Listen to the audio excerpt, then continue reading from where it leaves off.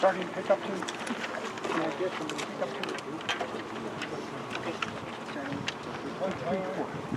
Pick up to 9.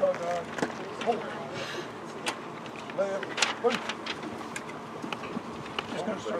Right on pick up tonight.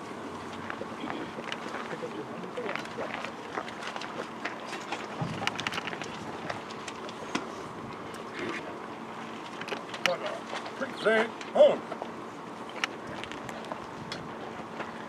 It's in B5.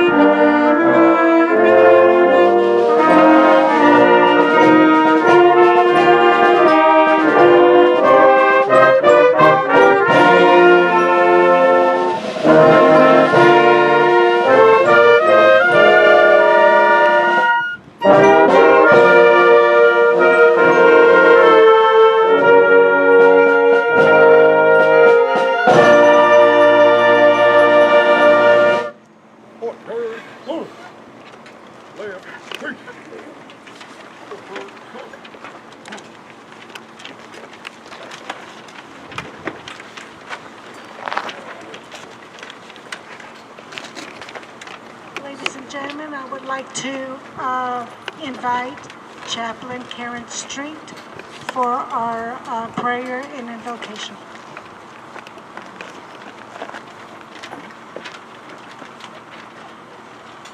Good afternoon, everyone.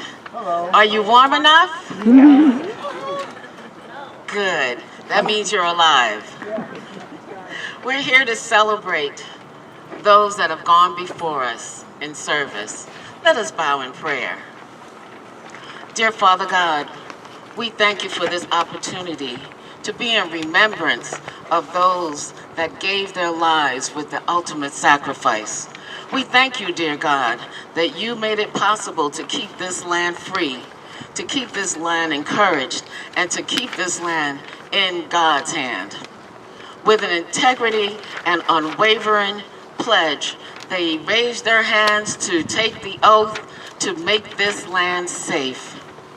Dear God, as we move about this day, may we always know that their voices are eternal. Ladies and gentlemen, I'd like to thank you all for taking time out of your day to stand with us in recognition and in honor to all those who have paid the ultimate sacrifice, the sacrifice to keep this nation safe.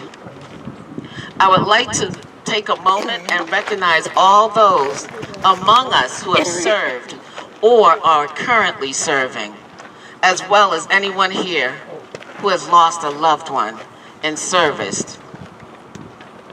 We are humbled by our sacrifices, as we know they are great, and we commend the demonstrations of courage and strength that you have no doubt shown throughout most difficult of times. I would also specifically like to recognize our local heroes. More than 1.1 million men and women have died wartime throughout the span of our nation's history. They've ranged anywhere from San Francisco to Washington, D.C. All over the earth, they stood and tried to keep and did keep our land safe. This, of course, does not even begin to take into account those who were wounded or went missing. That number is closer to 2.8 million. These numbers might be truly humbling, and they represent people, individuals, brothers, husbands, mothers, sisters, friends, and spouses. These were people woven into the fabric of communities across this whole nation. They were loved, they were mourned, and they are missed. Their voices live on eternally. I cannot comprehend the moment when you send your loved one off to war, when you watch them disappear out of your line of sight, knowing it may very well be the last time you will see them again, to hug them again, to tell them you love them again. But this has been a stark reality for many people in this dear country. We've sent telegrams and special boxes with gifts and cookies. We made night-to-night phone calls and had the chaplain standing on duty to be there at the front door. At the front door to tell the next of kin that their loved one has been killed. It's all too easy for those who have never suffered such losses to see the past, the holes that were left, such losses that we cannot bear sometimes. That's simply human nature.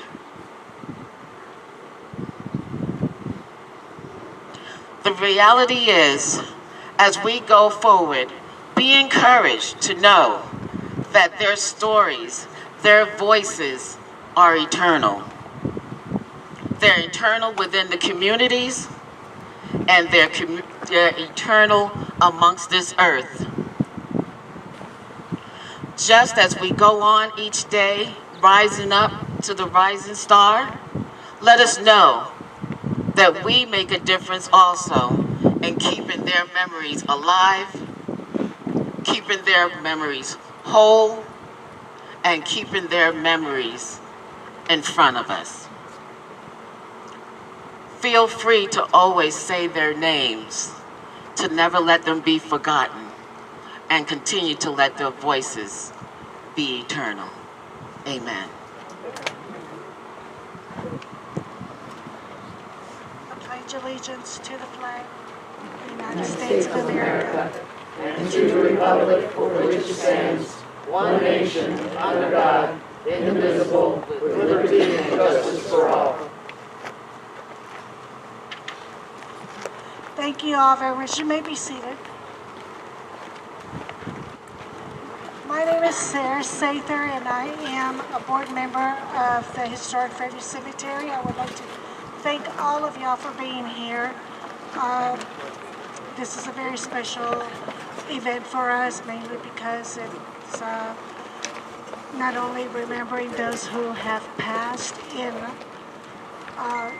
war to defend us, and we owe them everything that we could possibly give to them and stuff. So I do want to let you know, if you do not know anything about the historic Fairview Cemetery, we are a nonprofit, and our mission is to continue to serve this cemetery and those who are interned here, and share the history not only of the folks that are here, but also the history of Albuquerque, because we do have a lot of people here who had something to do with the upbringing of Albuquerque. So I would like to introduce our board here at Fairview Cemetery. I want to start off with our new president, Susan Schwartz.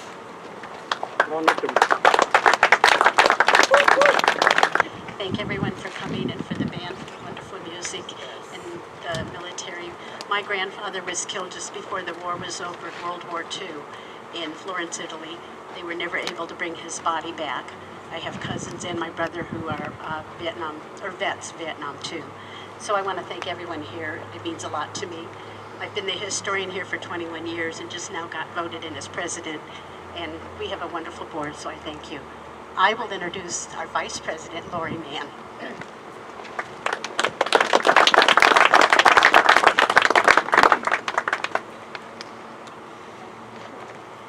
Thank you. I'm so happy to be here today. I'm a newly elected vice president. I do know a lot of the history here at historic Fairview. My grandfather and great-grandparents are buried here, and there's a road named after my grandfather, who interred a lot of folks here himself, as he was a mortician. So thank you all for coming out on this hot day. And at that, I'm going to give it back to Sarah. Thank you, ladies. The rest of the order, well, our other officer is, what's her name? Pam. Pam, can you come up here, wherever you are? And Pam is our new treasurer. Oh, yes. The next one is our new secretary of the board, Ed Sather.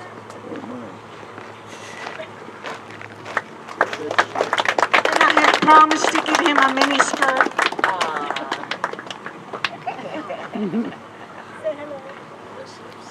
Thank you all for coming. I was not expecting this, but needless to say, I bleed red, white, and blue, and this day, Veterans Day, burned deep in my heart, and I'm very, very thankful for all of you that came. Thank you. And by the way, he's my other half.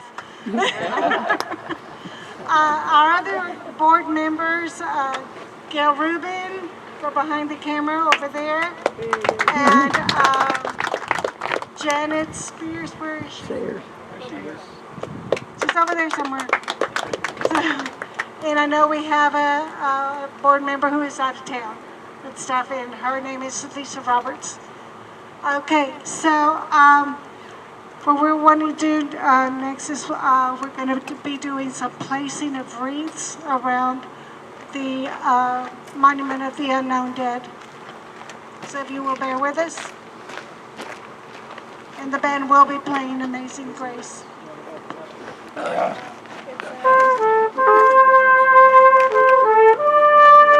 first wreath is going to be placed is by the VFW, and we have Ghost Star Mother Shirley Tetwell and Jim Burdine.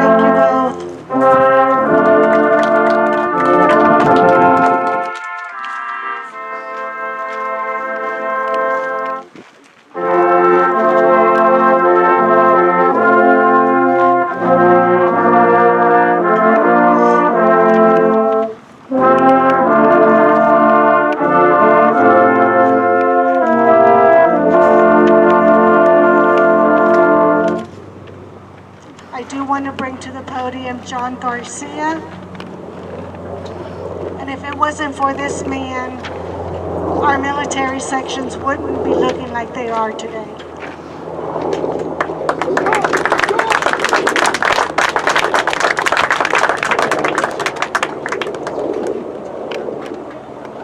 Thank you. Good morning. Good afternoon. My name's John Garcia. I'm a Vietnam vet. Served in Vietnam 1969, 1970 with the 4th Infantry Division. Any fellow Vietnam vets in the audience, please raise your hand.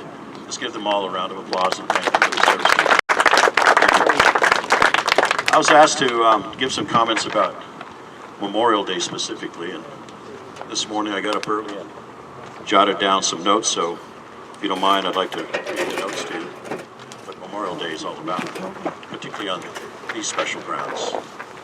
And if I could, I would probably turn to the veterans behind me and speak to them and apologize for the type of grounds that these property has fallen into, the disrepair. Until the Fairview Historic Cemetery people came around, the board members you met, and took it upon themselves to honor the veterans here. And the work's not done, as you can see.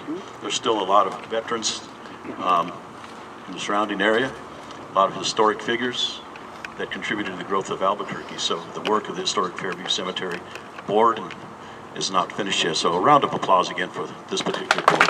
Thank you. Distinguished guests, ladies and gentlemen, brothers and sister veterans, and fellow Americans. It's an honor and privilege to be here this Memorial Day as we gather to honor, respect, remember individuals who have served the country honorably and those who gave their lives in doing their duty to their country. We're here today not only to remember them, but to rededicate ourselves to them.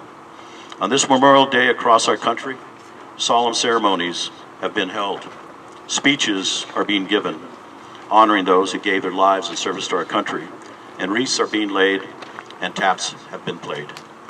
We gather here not to honor a special person, nor a significant event that may have changed the course of history. We gather here to remember the true meaning of Memorial Day, to remember our fallen comrades, and to understand that on Memorial Day, we reflect the American values that for generations our soldiers have stood and have died defending those values. We are reminded that they died and served so that we could live and continue to cherish the things that we value most: our God, our country, our family, and our freedom. It's been recorded that from the beginning of our nation, over 40 million soldiers, sailors, Marines, and airmen have participated in our country's wars. And to that number, over 23 million veterans are living and more than 1 million have died in combat. We're here to pay respectful tribute to those proud and honorable men and women who have served in our armed forces, and those from our great state of New Mexico, who also served our country when called upon and wore with pride the American service uniform. Theirs is a legacy of duty, honor, service that goes back many generations. We're here today to remember them. From those first citizen soldiers that trekked up the Camino Real, of which many New Mexicans are descended from, to those that served during the Civil War and fought at Glorieta and Valverde, we're here to remember them. Those New Mexicans who served in our state territorial cavalry, to the legendary and valiant Buffalo Soldiers, we're here to remember them. Those of our countrymen who fought and died while in service in the fields of France during World War I, men like Belendrino Lopez. And I got to tell you quickly about Belendrino. I'm a history buff, and I work a lot on preserving our Hispanic history and Spanish families and trying to find out who our roots are. And I found this beautiful letter written by Belendrino Lopez in the archives in Santa Fe. Beautiful penmanship, 1917. And I had to think at the time, he was 21 years old. He probably spoke broken English at the time. And probably the only body of water he ever crossed was the Rio Grande River. Now he found himself in the trenches of France, writing a letter to his wife, Anita, from Chamizal, New Mexico. And he wrote in this letter something I felt was very poetic. He said how proud he was to be wearing the American uniform and serving under the American flag, and what an honor it was for him to be with the American boys. And then he wrote to Anita not to worry about him if he should die in battle, for it's better to die a poor man with honor than a rich man with no honor. Very poetic. So I've always preserved what that man said, because I think all of us who have served that we believe in that. The greatest generation who saved the world from tyranny during World War II and returned home to rebuild a new America. Men like my father, who's buried on the other side of that fence over there with my mother. He taught me and my 5 brothers the meaning of duty, service to country. I'm here, and we are here to remember him. To our noble Navajo code talkers, whose heroic efforts helped defeat Japan, and the men of the New Mexico National Guard, 200s and the 515 Coastal Artillery, who were participated in the infamous Bataan Death March. Men like friends of mine, Agapito Silva, Manuel Armijo, Tony Reina. We're here to remember them today. The brave defenders who fought on the frozen hilltops of Korea, men like Sergeant Willie Estrada from Alamogordo, and Medal of Honor recipient Jerry Murphy, who the VA Medical Center is named after now. Willie Estrada, he was a tank commander on the frozen hill in Korea, being overrun by North Koreans. And the story goes that wave after wave of North Koreans fired on his tank and his men inside the tank. Well, he protected the South Koreans to give them time to withdraw. And wave after wave attacked his tank and his fellow comrades inside the tank. They threw grenades at it, they shot at it, they tried to blow up the barrel of his tank. And finally, when the morning came and the Americans came to relieve Willie in the tank, they found everyone in the tank were gone. They were dead, deceased. And what they found was a Korean script written on the side of the tank. Inside this tank is a brave American soldier written by the North Koreans. They respected Willie Estrada's heroism. He was put in for the Medal of Honor. Unfortunately, they didn't give it to him. And then his family fought for years to get him that Medal of Honor. And just recently, they've named streets and parks after Willie Estrada. And down in Alamogordo, there is a community center named after Willie Estrada. The family's still fighting to get him that Medal of Honor that was given to him, promised to him. And then there's the young men and women of my generation who fought in steamy jungles of Vietnam. Men like a high school friend, Robert Lopez, who 40 years his remains were found in the jungles of South Vietnam. He was overrun by some North Vietnamese, and 20 other Americans were killed alongside with Willie Estrada. And I had the privilege of going with his family once they found his remains and DNA identified they were Willie Estrada. I had the privilege of going to Washington, D.C. to participate in his burial at Arlington. So it was an honor to know Robert Lopez. Friends of mine like Gene Gilbert, who was an officer, tank commander, former city councilor. Farrell Udall of the Vet Centers up in Santa Fe. Dear friend Richard Rockwell, Medal of Honor recipient.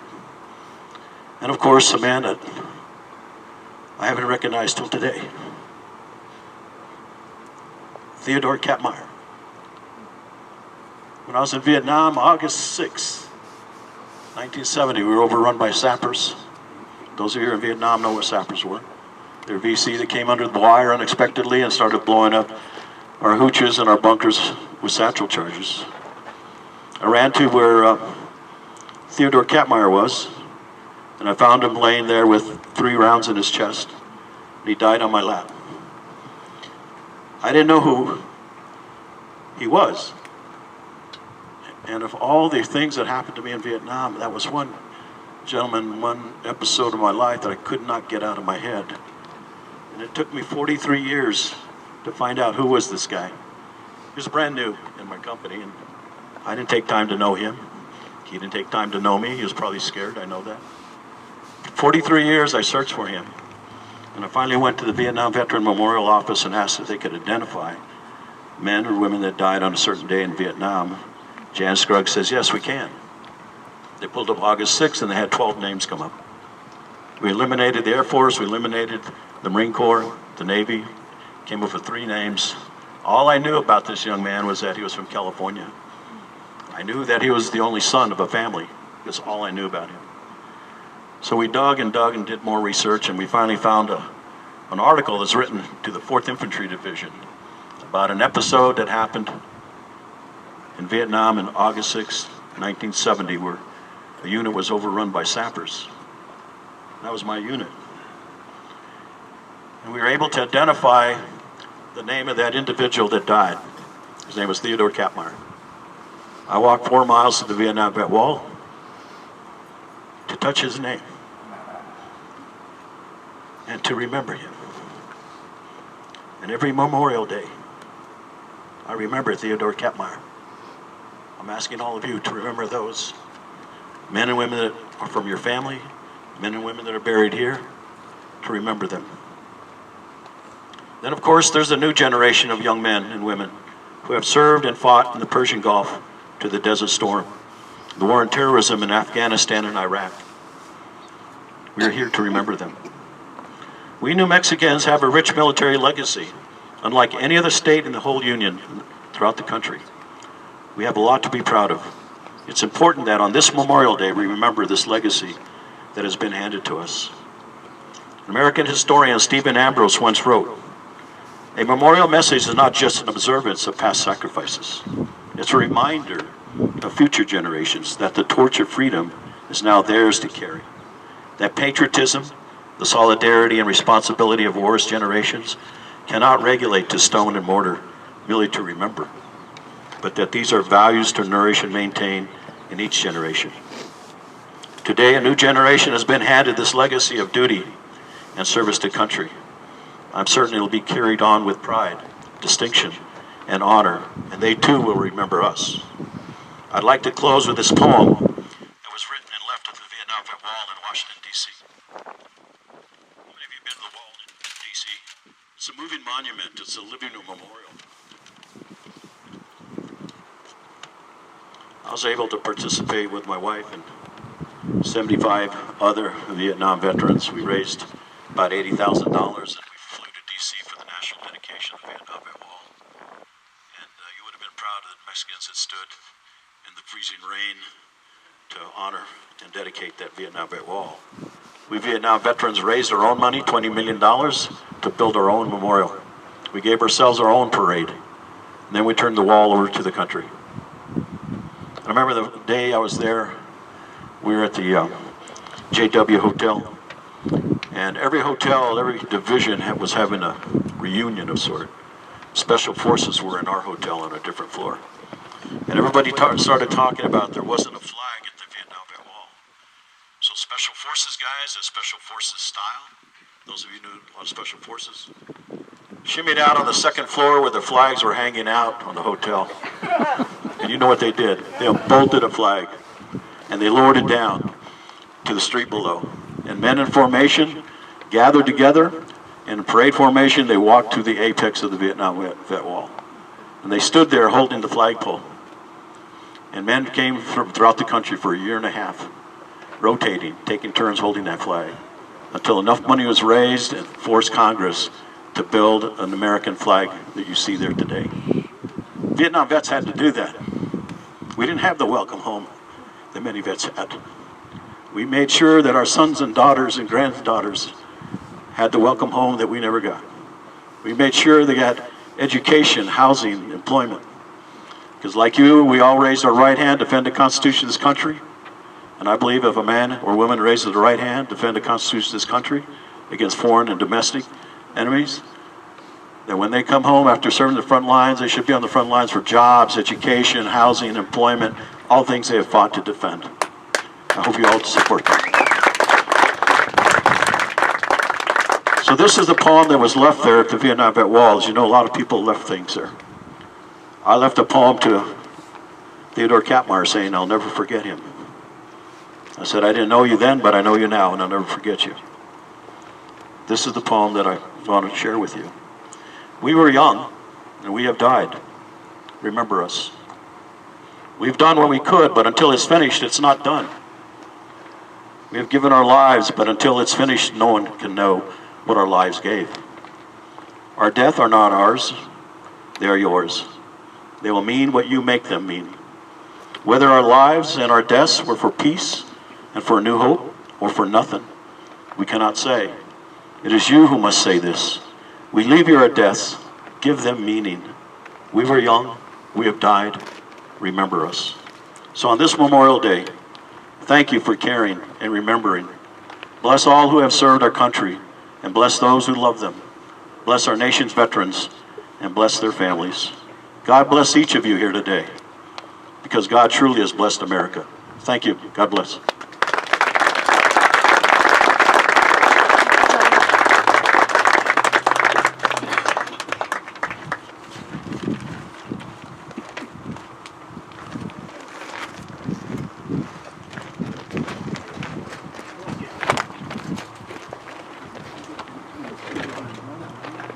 is John Burdine I'm sorry. Of VFW. You know, I probably don't need a microphone. I have an old sergeant's voice.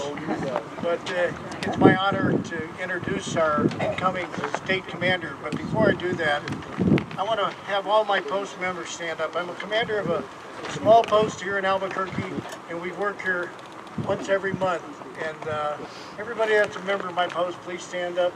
There's one standing in the background. We've had a busy morning, been out to the Veterans Park, and it's been a long day. Thank you guys. Thanks for everything you do.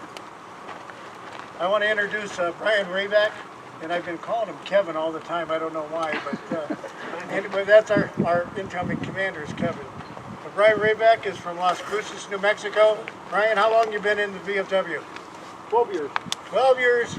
He's went from being just a beginning member of the VFW, and within a few days on next Friday, I believe it is, or Saturday, he'll become the state commander of the Veterans of Foreign Wars in the state of Indiana. No, I'm just of New Mexico. And you gotta have a little joke every now and then. Yes, sir. Absolutely. But Brian is from Las Cruces, and his lovely wife is here. And where is she? If you want to stand up. And she's very active in the VFW auxiliary and many other things. So I thank both of them for taking their time out of their very, very busy schedule and come to this very special event. Come on up, Brian. And Brian's going to give you a little speech today. And welcome to Albuquerque. Thank you with all our heart and our blessings for coming here. Thank you and your wife. When Jim asked me to come up here and speak, I wasn't sure what I was getting into. And then after sitting here and listening to John Garcia speak, John, you're a very tough act to follow. But thank you, sir, for your service, and to all of our Vietnam veterans. I had 3 uncles that served during Vietnam. God rest all of their souls today. They didn't die in Vietnam, but they served their country. And I am very respectful of our Vietnam vets.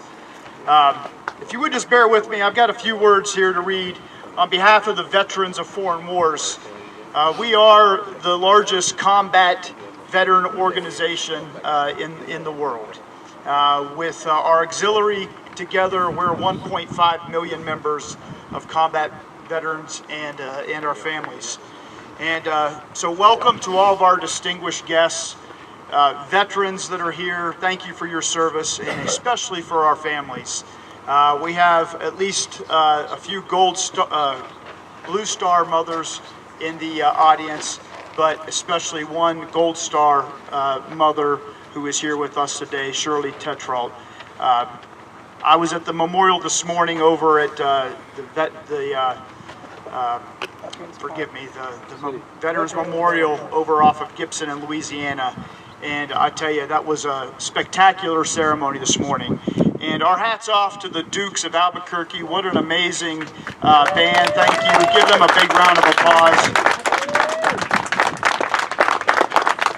So Memorial Day is a special day for me. I have no less than about a dozen family members that are laid to rest that wore the uniform. Some that are laid to rest in our national cemeteries, all the way back to my great-grandfather who fought during World War I. Good afternoon. Thank you all for being here for this important yet somber occasion. We have joined together during this Memorial Day ceremony for the opportunity to celebrate and honor the many men and women of our military who died while protecting our nation. As we take this day to give thanks to them and quietly contemplate their ultimate sacrifice, we realize how clearly inadequate our attempt to pay tribute to them really is. There are no words that can properly reflect the magnitude of what their sacrifice has meant to our nation, and the amount of love, respect, and honor that we hold deep in our hearts for them. Our intent is not to speak on the glory of battle or to pay homage to heroes or icons, but rather to reflect on the person behind the deed and remember all of our fallen comrades for who they actually were. People just like us. They were our fathers, brothers, mothers, sisters, sons, and daughters, and some our friends, all of whom held true to the values upon which this great land was founded and shared a common belief in freedom, justice, and liberty.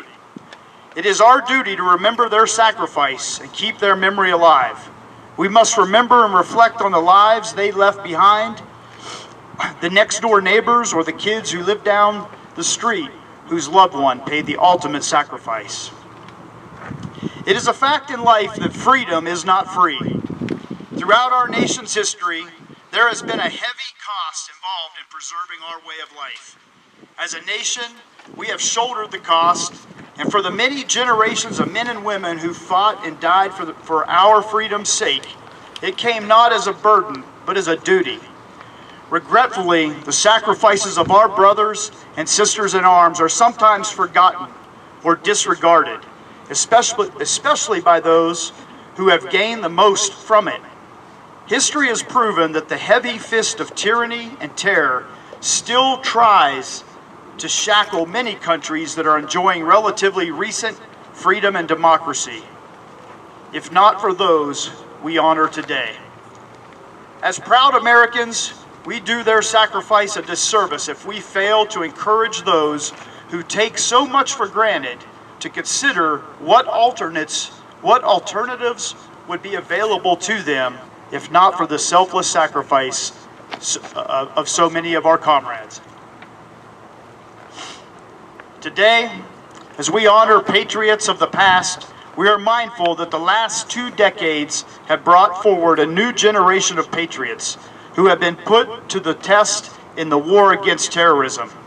Like many brothers and sisters who came before them, they were sent thousands of miles away to harsh terrains, leaving behind the comforts of home, jobs, and family. We must continue to remind America and the world that freedom is not free, and there is an unimaginable high cost involved in our effort to liberate persecuted people. Today it is up to us to make sure the legacy of our nation's fallen is passed on from this generation to the next and to all generations beyond. We must ensure that the youth of tomorrow have an awareness and understanding of whom it is they should likewise honor and exactly why they should honor them. As we maintain the memory and the deeds of our fallen throughout the coming years, we must also remember to care for those who return from service and their wars as well. Serving with equal dedication and valor, they deserve and are entitled to receive adequate and proper medical care and compensation for their wounds, injuries, and illnesses connected to their military service. Our responsibility and our obligation to our veterans shouldn't end when the last rally is over. Our veterans deserve better than that. The defenders of this nation fulfilled their obligation to us, and it is up to us to honor all of the obligations we owe to them. To do anything less is to betray the memory and the sacrifice of our dead. I challenge you with a question to ask yourself each and every morning: what will I do to help a veteran today? Let us leave here today knowing that our destiny as a free people is entirely up to us. Let every deed and act of each of our days be guided to the memory of those who gave their lives for our future freedoms. And may their sacrifice continue to inspire us and fill us with hope. Thank you.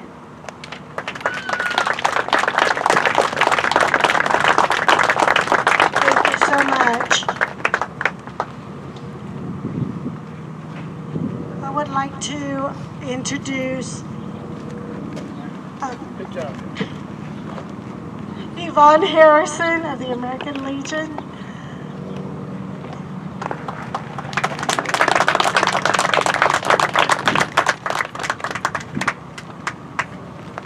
Good afternoon, everyone.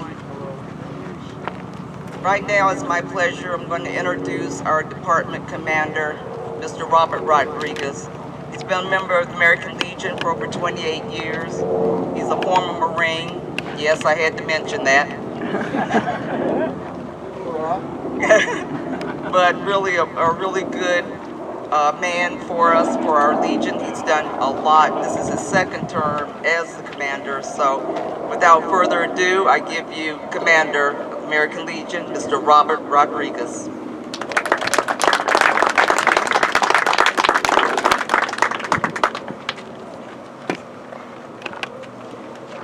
Thank you. I'll give you $5 later, okay? Okay. Good afternoon, everybody. Hello. Nice, windy, cool day, huh? It's been an honor doing this all morning. I'd like to thank you, the Fairview Cemetery Board, for inviting us again this year. Thank you very much. You guys doing a great job. And of course, all my veterans, my brothers and sisters out there. Memorial Day is very special for me today. Me and my department chaplain over there, we've been doing some ceremonies all morning. So before I begin, for many Americans, the last Monday in May marked the unofficial start of summer. A long weekend with the family barbecue or gathering with friends. For those who served in the military, Memorial Day holds a greater significance as it commemorates the brave men and women who lost their lives defending our great nation. At the core of our military lies unique themes: the selfless desire to serve and a willing to sacrifice to defend our nation. The origin of Memorial Day first observed over 155 years ago. Then it was known as Decoration Day. It was to beautify the graves in memory of those who fought and died to preserve our Union during the Civil War. The holiday name obviously changed over the years, but its ideas and intentions have not. It is a day all Americans should take a moment to honor those who made the ultimate sacrifice in service to our country. Memorial Day is a day for both grief and celebration, reflecting on the tragic loss of life and recounting the courageousness of the service. As Franklin and Harry Truman once stated to the death of President Franklin D. Roosevelt, our debt to the heroic men and valiant women in the service of our country can never be repaid. They have earned our undying gratitude. America will never forget their sacrifices. Because of these sacrifices, the dawn of justice and freedom throughout the world slowly casts a gleam across the horizon. The respect and admiration we give our fallen pay tribute to the memory and the lives they lived. We do so by visiting their gravesite, placing flags, wreaths, or other mementos and memorials in our community. But the final resting place should not be the only space we gather. Share memories or sit in quiet contemplation.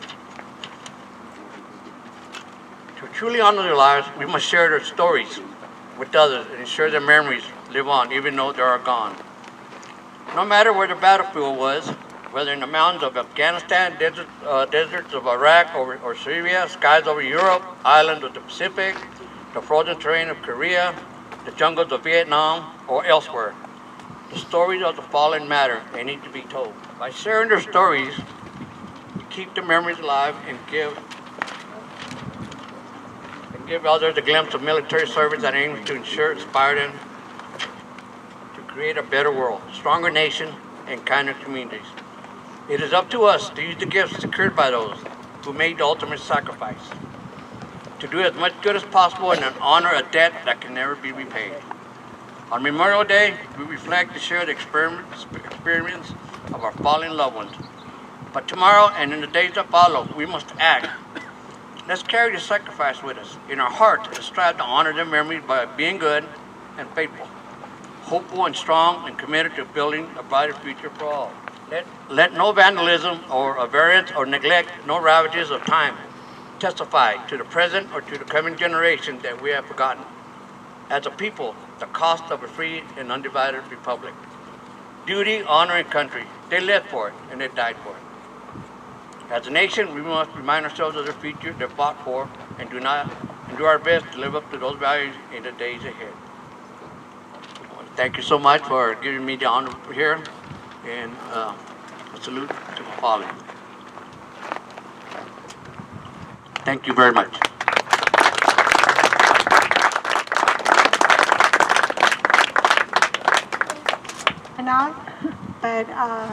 And he's going to talk about what he's going to be doing here as a project to earn his Eagle designation. And his name is Kyle, is it Kerner. Thank you.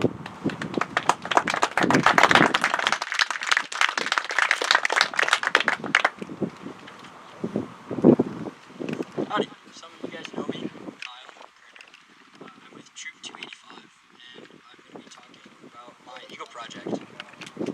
closer? Yeah. Got it.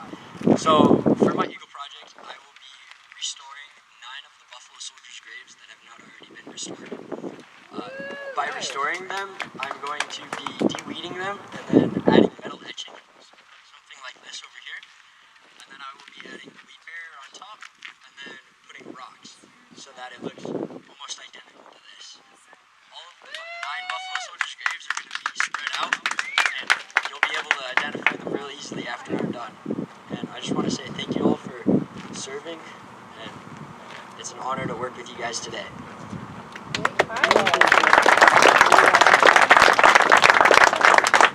All right, we look forward to all that restoration for sure. Okay, the next thing that we're going to do, because of the restoration that has happened here of the military sections, my husband and I have decided to do a dedication plaque. So if you'll come up, Ed, and the plaque that was created by Joe Wind and Pam and her husband Pam. I'm sorry? He's up there, Marty. Oh, he's over there. Oh, no. So what we'd like to do now, what we have for you today is kind of like a mock sign, because apparently there was a mishap and the machine broke, so they weren't able to finish it. But what I'd like to do is unveil it and read to you what is going to be on the plaque. And it's really awesome. They did a fantastic job. And the plaque says, on this Memorial Day, May 27, 2024, the historic Fairview Cemetery organization rededicated the newly restored American Legion Military Sections 1 and Section 2, which also includes the Monument of the Unknown Dead. This was made possible with the funds allocated by the Bernalillo County Commissioners. She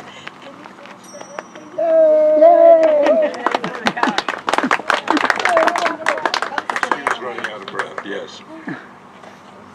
The 2 American Legion veteran burial areas contain 300 graves in total. There are even an additional 200 veterans buried outside from the American War, the Civil War, and the wars of the 20th century. Veterans include 14 of the Buffalo Soldiers, African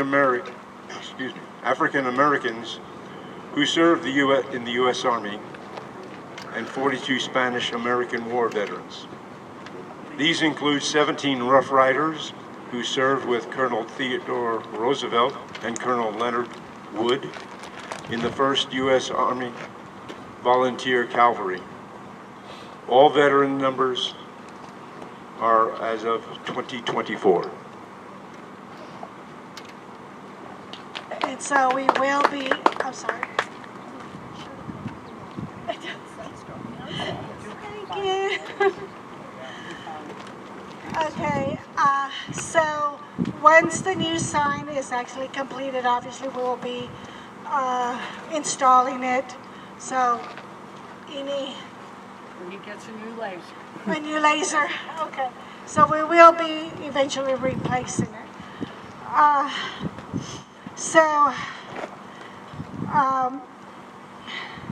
The next thing that we are going to do, I'm going to ask that everyone stand for a moment of silence while the Dukes of Albuquerque plays taps.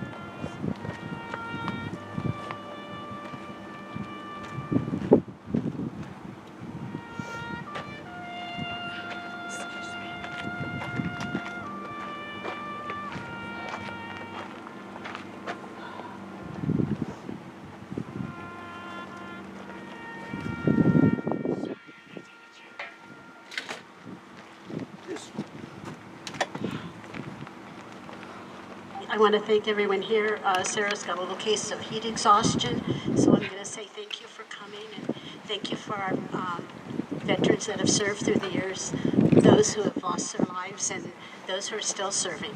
And thank you all for coming. There's